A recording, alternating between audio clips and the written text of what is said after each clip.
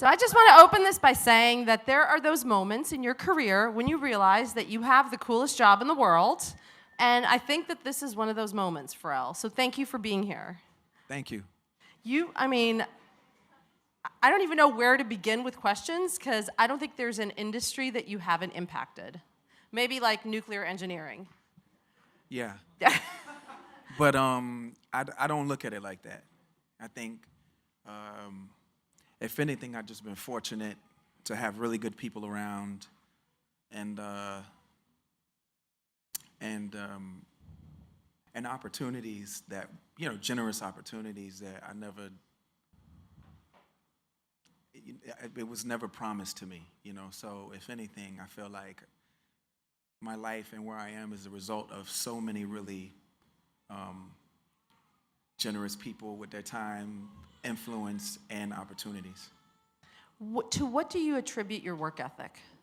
Because you have a pretty intense work ethic. Just curious. Well, what would that look like? Mm-hmm. That's the inspiration. I never looked at it like this until answering your question. I don't know what it is. Maybe it's being in here or whatever. But most of my inspiration comes from a question. Like, I wonder what, ... Mm-hmm. And that's kind of like what it is. That's like my motivation, is curiosity. Where do you write the most of your songs? Because I read that you get a lot of your inspiration when you're in the shower. That's where some good ones come from. Yeah. So, for those that snickered, let me explain it. Certain songs with a woman, absolutely, yeah. In the shower, that's going to be great. But bigger than that is when the water's running in the shower, and I've explained this a million times, so I feel kind of weird saying it, but there's something called sensory deprivation. So when the water is flowing, your attention is on that. Mm-hmm. And that causes the other side of your brain to just be, imaginative. And so I find that that's a very clear place. It's like a chamber. And planes, because of the constant flow of air, baby. Someone clearly disagrees with your answer. Yeah, shower, planes, those are where I get really lucid ideas from. But other than that, it's also just being in the studio too. And sitting down and actually doing the work. Yeah, well, I mean, when I'm writing in the shower, mm-hmm. I'm working too, because you can write a full song there, or you can write a full song on the plane. It's just, if you think about it, it's like a song is not nowhere near as long as a conversation, and somehow each and every one of you guys has a conversation with someone, and it's pretty much verbatim, right? So writing a song mm-hmm. is the same way. You're having a conversation with a thought. And here we are on The Voice. You guys just finished blind auditions. Mm-hmm. When you're sitting in that chair, do you instantly hear if someone has that quality that's going to work? No, it's a case-by-case basis, It's just like you. It's like you can see a lot of artists all the time, and every once in a while there's one person where you're just kind of like, whoa, mm-hmm. this person. Mm-hmm. And that's what we're tasked to do when the chair is turned around. When your back is facing that person, you're literally, the only thing that you have is what you're hearing and what you're feeling. You don't have the advantage of seeing them. So you never know. When we heard Sawyer, we were like, okay, wow, this is 60-year-old man singing blues, and then you turn around and it sounded like this is 15-year-old, young white boy from upstate New York who doesn't really know a lot about the blues, and he wasn't singing blues music, but he had this blues feel. Mm-hmm. And it's kind of folk, but it's well, what would you know about that? You're 15 years old, and why is it that when you sing, you're so emotionally intelligent beyond your earth years? And oftentimes on the show, those kids leave you like that, like, wow, like, where did you come from? I was just saying it this morning, like, they're mutants. They are. No, they are. They're, They walk in and spontaneously combust and then, like, cool down. It's like, oh, I'm so sorry, I just sat down. Okay. It's true. You look at them, then they open their mouths, and you're like, whoa, how did that even happen? Listen, and the weirdest combination, if we're talking aesthetics, without stereotyping, which is hard to do, but It's true. you do. You see things that you're just kind of like, really? And that's I guess that's the one of the wonderful things about life, is just every time you think you know, you really don't. You really don't. Yeah.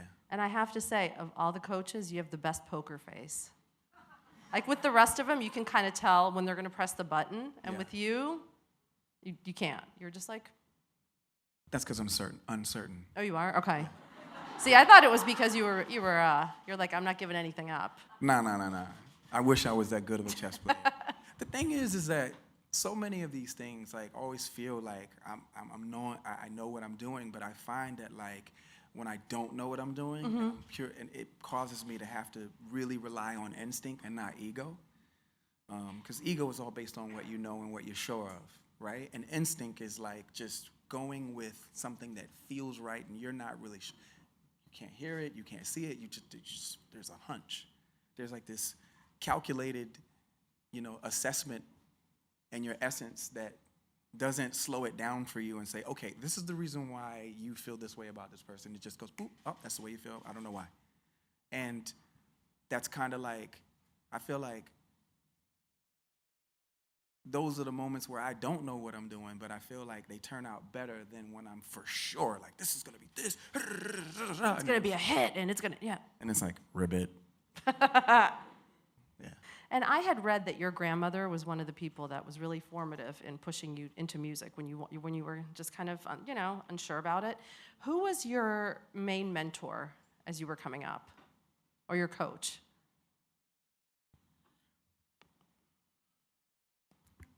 Life. Life? Yeah, and people.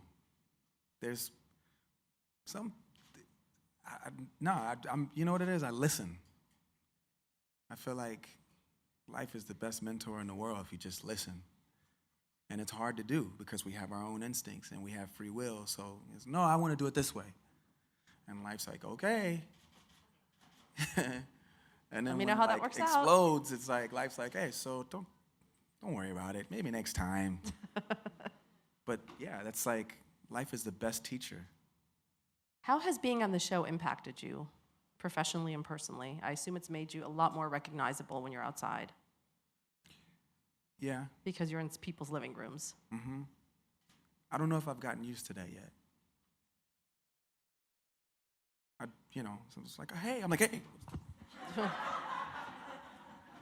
Oh, yeah. Because people assume that you know them right back, I guess, right? Because we know each other. It's like we know each other. We have a rapport, but it's a one-sided rapport. Yep.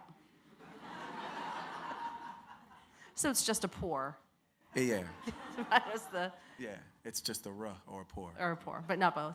And professionally, have you seen an impact yet, or do you keep it very separate from your other work? It just motivates me to work harder, and I'm more curious now about music than I've ever been. More curious about everything. I'm sorry, that's a really vague answer. But No, it's actually a great answer. Yeah, but it just to me, it just sometimes, like, you see people who do, who are on screen all the time, and they kind of like that. Mm-hmm. And as much as I appreciate it, there's just nothing that can touch the high of, like, music I've never felt before. Nothing. That's just, aside from, like, family, obviously. Well, clearly. But I literally feel like, endorphins get released when I hear something that feels amazing to me. And then, like, I bug everybody, like, you have to listen to this. Well, now you have a wife, so she can be your number one listener, her all right? the time. Yeah. That poor woman. Yeah. Babe, I get it. Yes, the bass line. When you write a song, how do you know that it's gelling? Feeling. Really? Yeah, that was incredibly loud. Yeah, that was. Yeah. Did they turn this up? Oh my God, it's really loud. But that's okay. Yeah. Yeah, it's super loud. Loud. Cool. Just getting used to it. Yeah, to me, you're like sculpting air. Mm-hmm. You know, you're sculpting something that is unseen but heard and felt. And it's just like anything else. You know when it's done. It's like fixing your plate when you're getting ready to eat. You know what's enough for you. You know when it's done. You know what I mean? It's like you're getting servings of all these things, and you know the right portions. And when it feels right, it feels right. And if it's too much, it's like, oh, why'd you give me that much? Like, you know, it's just too much. Like music is the same way. There are portions.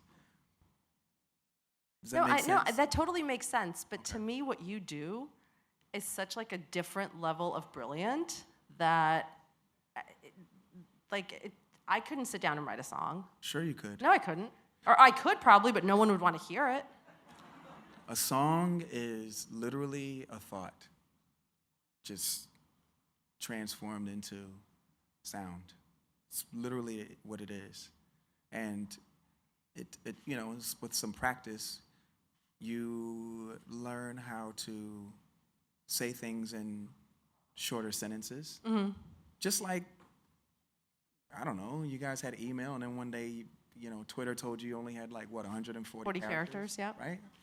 And some people complained, you know, the Facebook people, they complained a little bit. And then they kind of like understood it, and they realized there's a language, you know. You talk with them. Is it 140? It's 140, right? It's 140, you're right. Yeah. Yeah. Enough for us to remember it's only 140 characters. So then it's the same thing. It's like taking a real thought Mm-hmm. and not compressing it, but like finding words that help you to communicate or articulate what you're trying to say in a short amount of time, and within 3 minutes and 30 seconds, or however long the song is going to be. And that's literally all it is. You're just trading words also for sound and texture and chords, if they have chords. It's just that. It's just You make transforming. it sound so easy, man. If I wrote a song in my head right now and sang it for you, you'd probably throw that coffee cup at my head. It takes a little bit of, you got to work on it. Yeah. But you know, you don't have a hard time getting dressed. Like you're literally, whether you know it or not, you're communicating. Because if you didn't like what you had on, you probably wouldn't come to work that way. No, I wouldn't have. We don't leave the house until we feel all the way right. That's because we're communicating. Mm-hmm.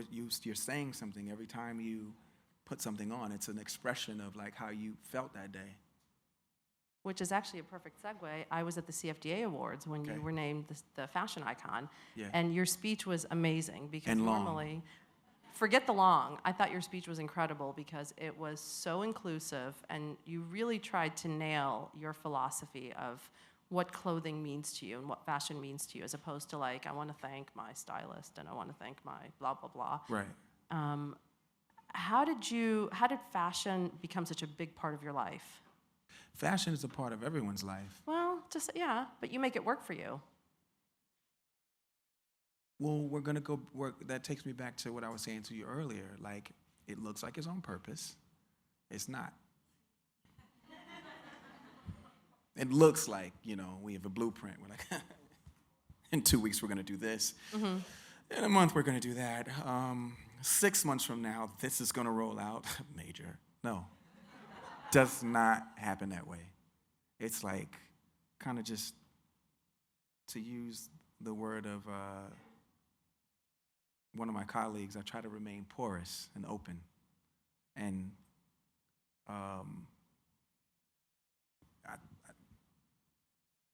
I think fashion is a part of everyone's life, and I think some certain things just excite me, and I just want to put them on.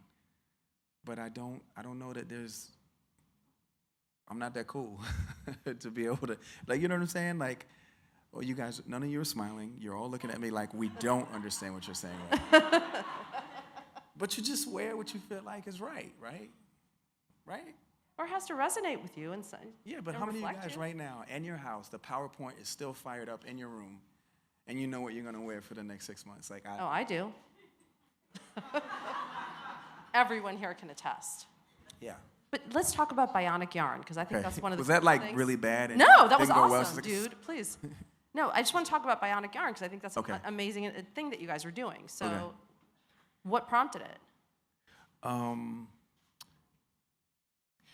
So, Rush Limbaugh. I bet none of you saw that coming.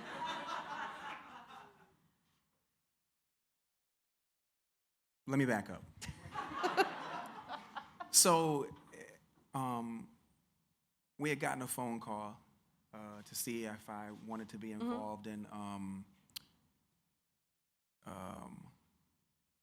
the first.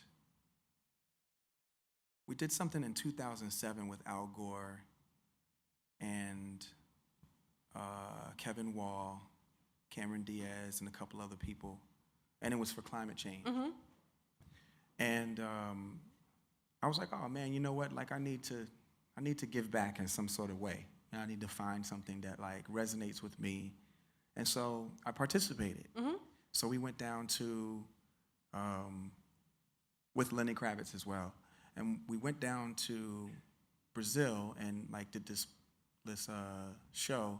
There's like 1 million people on the beach. How that we fit that many people on the beach, I have no idea, but it literally was. It was crazy. It was like a nation. And so after that, Rush Limbaugh was like, I guess he just didn't agree with climate change and, climate action and just didn't buy into the whole like greenhouse gases concept. But yeah, we're still debating that. Or yes. greenhouse gases reality. So he decided to pick on me. And he goes, here's a guy who probably flew in on a private jet, probably has 40 cars, most of which you could fit on top of the place where they were performing.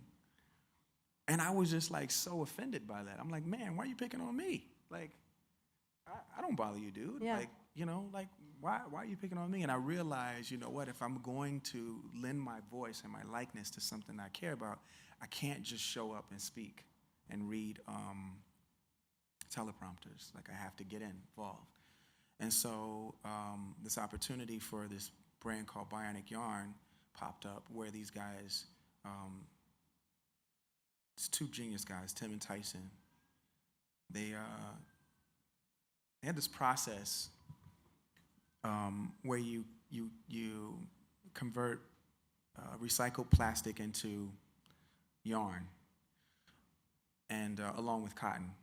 And I didn't understand it first, and so when they explained it to me, it's like literally, like, in order to, okay, you guys know the same way that like you look in the back of your shirt or whatever, it says cotton, polyester, certain percentages.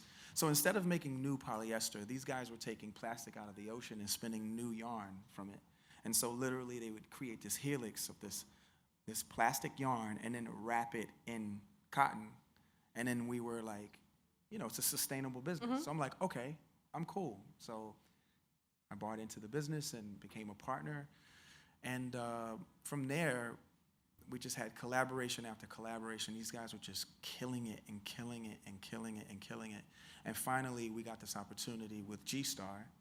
And then we did a capsule collection, which actually turned into a line, which is called Raw for the Ocean. And literally, we have slogans like, WTF are you doing to our ocean, or to my ocean? And it's cool. Like, the kind of response that we got from it has just been amazing. But I did that because I just wanted to legitimize, my measures of giving back and not just wanting to be like a voice and an image. I wanted to actually be someone that was actually really contributing to something. And while Bionic Yarn is not the complete answer and solution because it's sustainable, at least it's sustainable. Part of it. Right. We're using what we already have. We're not creating more plastic. Well, you also have your philanthropic organization. I mean, you're pretty socially engaged. I try. It's... What? Are you pulling me off right now? Are you being heckled? Am I that boring? How did Happy become a children's book? We kept joking around about it and finally, and never asked anybody anything, and finally, Penguin popped up, and it was just kind of like, okay, we're doing it. And that's just like literally how it happened. What goes through your head when you hear that song? Because you probably hear it on a radio station or a feed somewhere every single day. I run. In what direction? Towards or away? Away. Away, okay. It's interesting too because I've had to like really like learn my balance and stuff too, because like it's hard to run with your hands over your ears. Like you need balance. That is actually a special talent. Like, can you chew gum and run with your hands over your ears? Yeah. But listen, I am grateful for what like people have turned that song into. Like it's amazing. It's something I never thought I'd ever do as a producer. As you can see, I have producer's energy, not artist energy. Like, me. Instead, I'm kind of like, no, okay, cool. It's true, and and I want to ask you about this that. This jacket is a turtle shell. When I first met you last year, as we agreed to say backstage, Yes. you were you were incredibly low key and humble. Yeah. You still are. Yeah, okay, At least that's my perception. thank you. How do you keep it that way? Because as you said, so many artists are like, me, I am famous, pay attention to me. So many people are good at it. And I found that like when I tried to do that like 10 years ago, like it was like a nightmare. Because I would look up and you would get the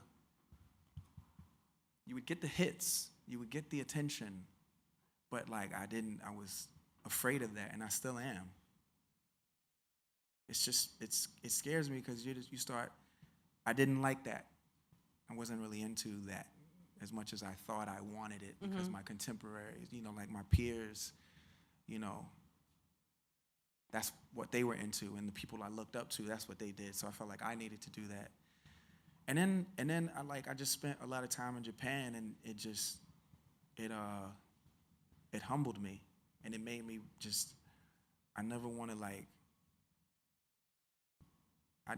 first of all, I have voicemail syndrome. Do you guys know what that is?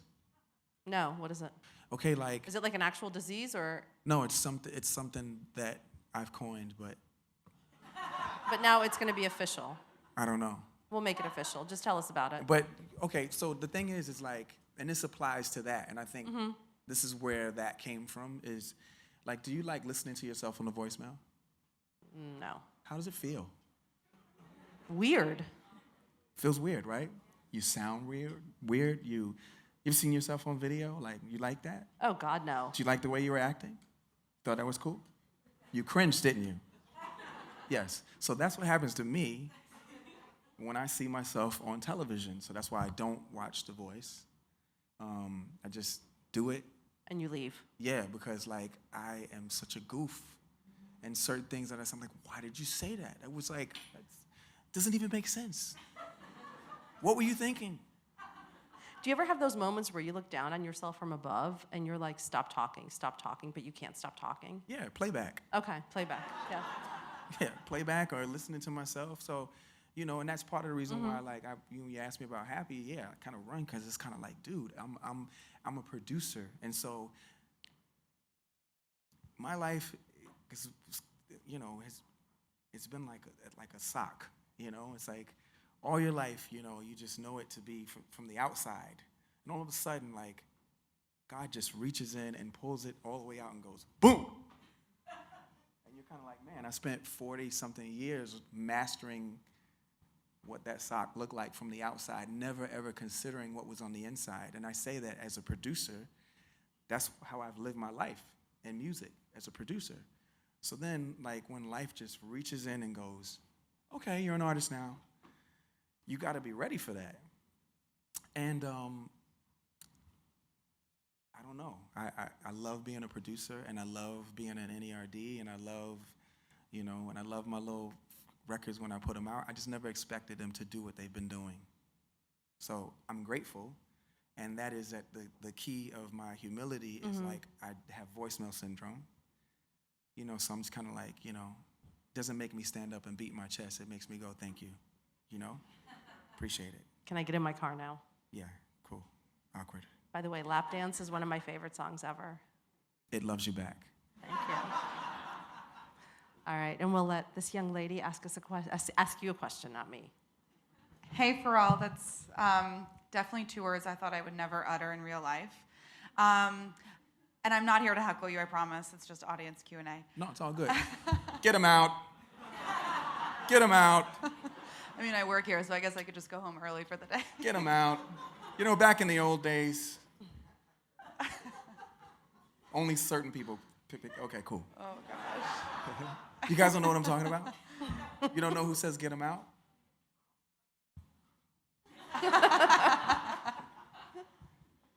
Hence the term heckler? Okay, cool. I was wondering if you could talk a little bit about FODA and what that means for you. And I know you spoke a little bit earlier about giving back to the community. I think From One Hand to Another is a great organization. So I just wanted to see if you could talk a little bit about that. Okay, thank you. And thank you for bringing that up. The thing is that I'm passionate about it, but I'm not the one doing the work. And I hope this is not frowned upon when I say this, but the people who are working tirelessly there in Virginia are the ones that are doing the work, and I feel like they can explain it much better than I can. The most that I could tell you is that, like, our intention is to aid the disparity and the gap between, like, children with ambition who really want to learn and better themselves and teachers who are really trying to make ends meet and make it work with the little bit of means that they have. So that's everything from school supplies to, like, after school programs where they tutor, summer camps, field trips, anything to enrich in the mind and inspire. That's what I feel like my mom and the entire From One Hand to Another organization works tirelessly every day to do. I mean, it's just insane. And we only want to expand, you know, we only want it to grow so that we can aid more, you know, young great minds, because there's a lot of great minds, you know. It's just a matter of, like, the environments that they're in, you know, the little hustler or drug dealer who's, like, who's incredibly talented with math and doesn't hold a calculator but knows where all the money is and knows how to flip the money and understands interest. That's a mind that could have worked on Wall Street had they had been provided the right environment with the right influences. Or, like, even, and I'm not saying this so people can go off and go crazy. I can't believe he's comparing a drug dealer to a mathematician. But, you know, that's displaced energy, you know, and it's displaced talent, you know, or, like, you know, the drugs that are often prepared for distribution, you know, there's somebody that could have worked in a lab somewhere for Pfizer somewhere, you know, with given the right education and the right influences, you know, I'm telling you, 9 times out of 10, you think about the things that go wrong in the inner cities that we endure, or you know, and I'm not in that now, but, like, that's still there. It's just a difference of, like, it's the difference of, like, guidance, because the motivation is there.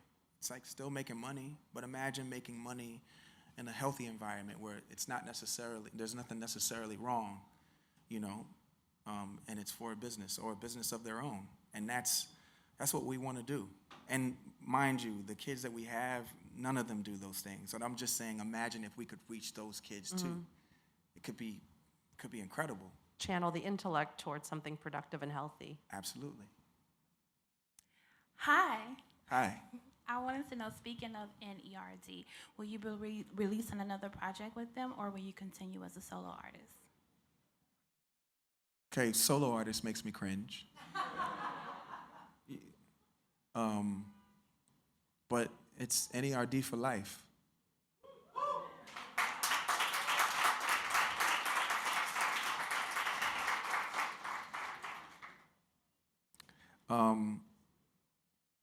You know, the funny thing is when we put out the Girl album, like literally my whole team and staff, like they like literally had to sit me down and say, look, you are an artist. And it's still a struggle for me because I really don't see it. Okay, cool. It just, that boggles my mind that you don't view yourself as, that you still see yourself as a producer. Yeah. It's amazing because so many lesser people elevate themselves to levels that they haven't attained. And here you have worked with so many amazing people, written so many amazing songs, won the awards, and you're still like, I'm in my turtle shell. Yeah, well, you know? because for 20-something years, I've been standing next to really big, huge pop stars, you know, or huge pop star rappers, or like, you know, from Britney to Buster, from And Jay-Z to Timbaland. yeah, like, you know, standing next to these really iconic, larger-than-life personalities where I'm just kind of like, ribbit. Okay, cool. That's like, you know, that's how I see myself. All right, hi Pharrell. I'm going to ask you a question that you've been asked before, but one you've been giving conflicting answers to, and that is, what do you use to wash your face with every morning? Because, dude, your skin is flawless, man. Like, I gotta know. Your skin is pretty great.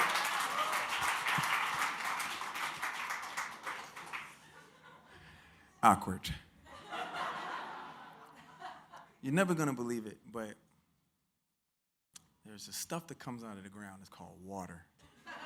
No, I'm kidding. You just have to take care of your face, man. Like, you know, you only got one.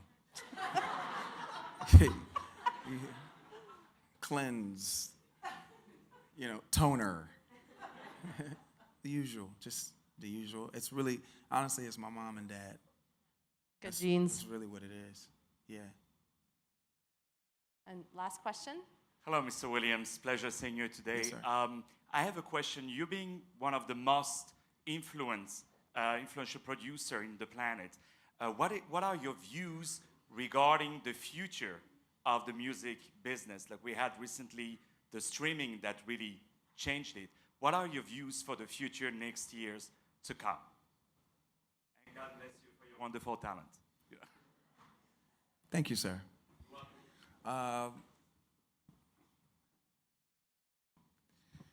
It's really interesting where it's going. We seem to be like a species that is into flavors, like, you know, tapas right now. Tapas is like, you know, you go to a restaurant, there's like 20 dishes, and there's just like a handful, because literally that's the way we are right now. As a species, we want to try so many different things, and we only want a little bit, and we want it to be hot and steaming and ready to go, and in 2 minutes we're over it, we're done. You know, kind of like websites, you know, so they're like on fire with you for like a year and a half, and all of a sudden, 2 years from like, oh yeah, I remember that, I used to log on, yeah. I used to be a part of that. And that's just where we are. So I feel like there will be a lot of choices, but I'm not sure. It's a really good question. I just know that there will be a lot of variety, much more variety than we've had in the past, and that's because like the internet is like a living and breathing thing now. You know, there's so many people on it that like it's its own thing, if that makes any sense. Google may have a really good answer for you. Google a Siri. Just because it's all based on like, you know, a huge group, you know, a huge population of people who are weighing in answers and making requests, and those somehow through the algorithm, like you get a consensus that's pretty accurate. I would say Google's a good place to ask. And following Is up that on- like not a good thing to say in here? No, that is a good thing. Just do whatever. And following up on that last question, do you think that the future is what Adele did and not make her album available for streaming for a certain amount of time, or just to put it all out there? I think to each his own. It's just a different world right now. It's a different place. I think everyone's discovering what works for like them. the rules are no longer the rules. You know, things changed in the last 2 years, like drastically. And things that meant something to you, you know, the rules of engaging in any industry was different 10 years ago than it is now. And now it's just different. Well, That does not answer your question at all. well, But it literally just happens to be what it is. Like, Yeah. the world's in a very, very, very different place. Like, from the people that we rally behind, you know, in terms of running the country, it's a different place. one could say that, yes. Yeah. But, you know, the world is a very different place right now. And I'm excited about it because I feel like there's a lot of great minds with a lot of great contributions for the future. And I just look forward to hearing that music and seeing that art. And I don't know. I'm still optimistic, put it that way. And plus, you've got a great team on The Voice, so you will win it. I do. Did we cover any of that at all? No, we did in the beginning. We did. Oh, just how I just don't know. I think, you know, how... Got it. Yeah. Well, my team is super solid. If I need to do that, if I need to say that, my team is super solid. And it's really interesting. I have a team filled of females this time. And they're all so good and talented and just different and eclectic. Doesn't it actually make you feel so optimistic about the future of music when you hear people who really have the vocal chops, like who get out there and just, they have that innate talent? Oh, yeah. Yeah. As opposed to, you know, created in the studio, so. Yeah, I mean, as I said to you before, they're mutants. And I say that with respect. You know, they just do things, you just look at them like, man, where'd you come from? What'd your parents feed you? What vitamins was your mother taking when you... You know what I mean? Like, what happened? Did you guys stay next to Chernobyl? Like, what? Not that he's endorsing Chernobyl. In a good way. You know, people like get upset right now. It's like, it's crazy. No, we know it's all in good fun. Thank you so much. The Voice airs on NBC Mondays and Tuesdays. Thank you. And thank you, Pharrell. Thank you.